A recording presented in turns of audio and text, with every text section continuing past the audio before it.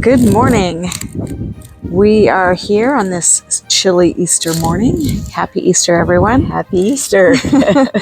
And we were driving by this castle and decided to stop in and check it out. Very windy and quite chilly this morning. But we are on our way to the Giant's Causeway and Belfast this morning. So We're going to have a good day, wind or not. yep, tag along, see what we do. Just reading straight up here. The brew house is used for the production of beer and ale for the castle and surrounding town. The keyhole-shaped stone footings would have held a large cauldron where a brew mixture was boiled before fermentation, which would have probably been right there. Right if this is the brew house. I hope I'm going the right direction. Or that might actually, you know what? That might actually be up the hill a ways? No. Oh, that's the brew house. Okay. This is number 2. This is the stables. Oh, that's the stables. That's why the beer tasted so bad.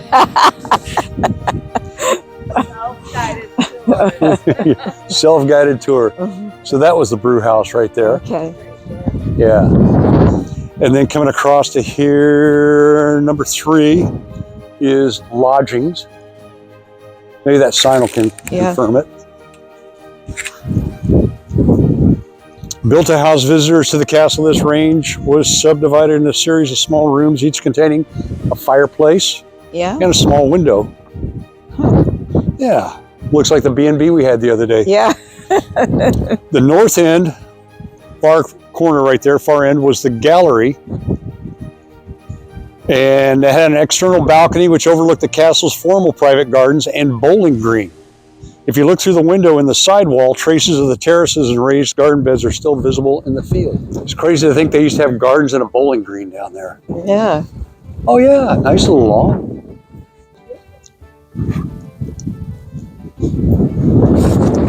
Want to hang on? I get a little scared on these trails. I do. Originally, the promontory was reached by crossing a drawbridge down here, but this was later replaced with a masonry arch, and a wooden bridge. To the right, 30 meters below the castle, is a natural sea cave, which boats could enter only during calm sea conditions. This provides the only natural landing place at Dunluce. Oh. I think that's how you say it. That's Italian, Dunluce. Well, that's a cave. Yeah, there's the cave. But over here would be the water side. That'd be like the little cove or something. So yeah, you could bring a boat in here right now, couldn't you? Yeah. You get offshore wind from the south. Yeah. Boy, can you imagine when the big waves are crashing in there? Oh, man, that'd be really scary, wouldn't it? Yeah.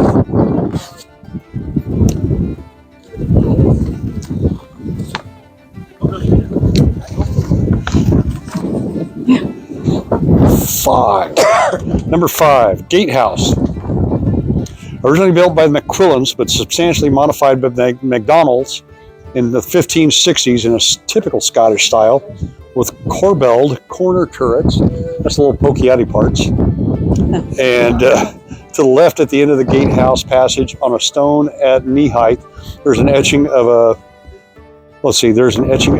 late medieval Scottish gallery, serving as a reminder to the importance of sea travel to and from the Scottish Isles. Because yeah, this. Yeah. Has that been there forever? I doubt it. I doubt that. Yeah, they had these steel cables too. Wow.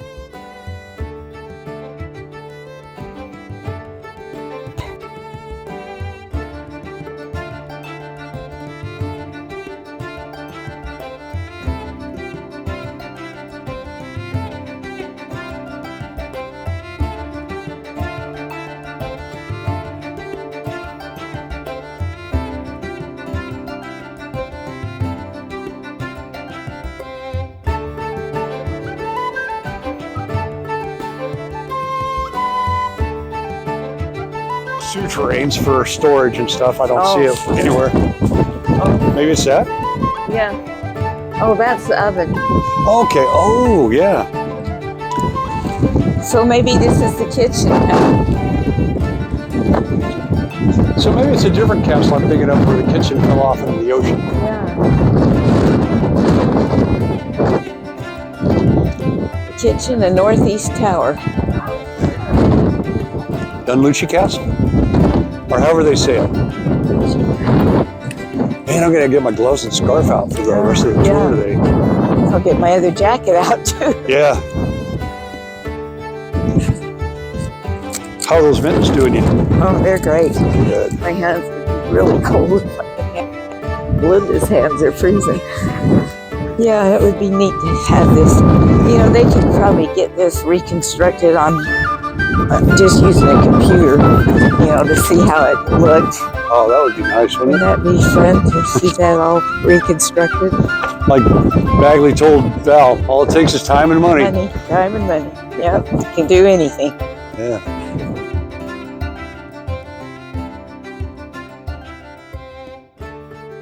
To paraphrase the Rick Steves guidebook, geologists claim the Giant's Causeway was formed by volcanic eruptions more than 60 million years ago.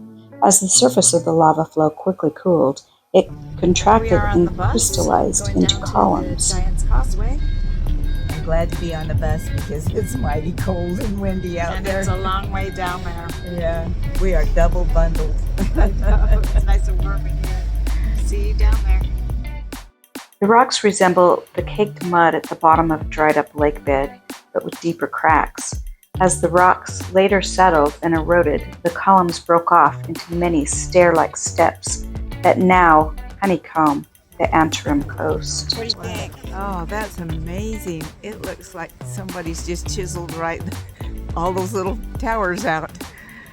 It's It's pretty amazing that could be just done by nature.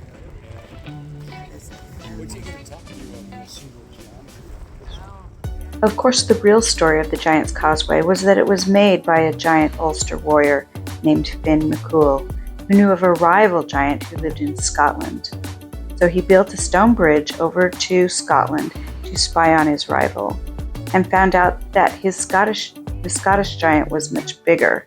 Finn retreated back to Ireland and had his wife dress him up as a sleeping infant, just in time for the rival to come over across the causeway to spy on Finn.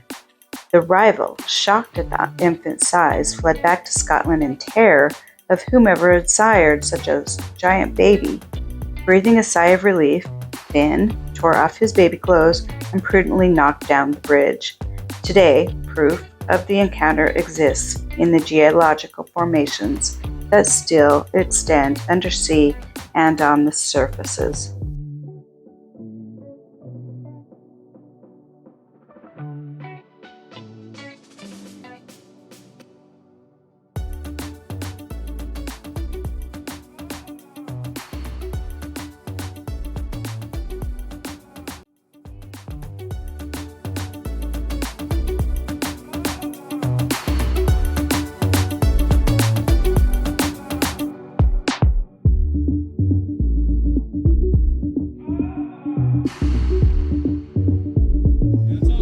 Here we are, Giant's Causeway. It's amazing. You wouldn't believe it unless you can see it, really see it. It's just incredible that something can be like this.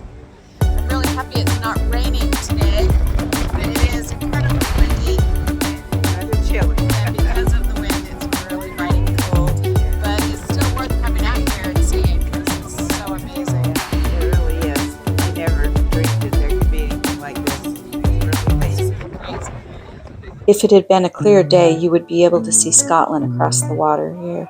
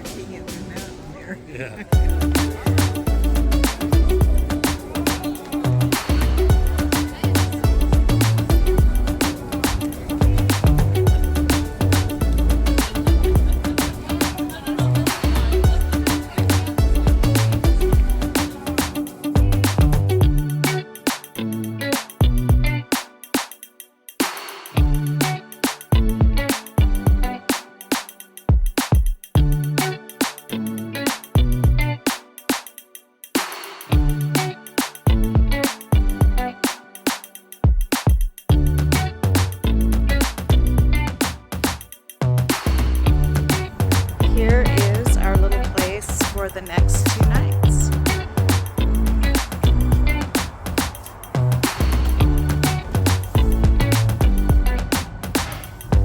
The walls are Kelly green. And there's Mom! Little dining area. And a dryer that's going, and a washer that's going, a little kitchen. Little tiny area out here.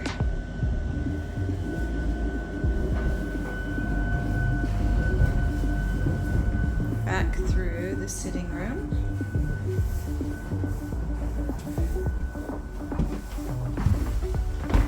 Up the stairs.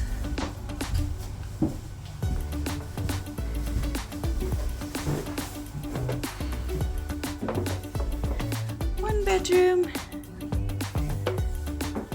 another bedroom, and closet, and a little bathroom, and a little shower. After checking into our Airbnb, we took a drive around town. This place is much different than Ireland. Lots of graffiti. It looked like these tags had been put over perhaps some other political statements, but it was hard to tell. In another area coming up, you'll see a lot of political statements, but there's a lot of graffiti everywhere, a lot of garbage everywhere. It's a lot dirtier, grittier. Here you'll see just a few minutes of some of the tagging, graffiti, and political statements that we saw throughout the city of Belfast.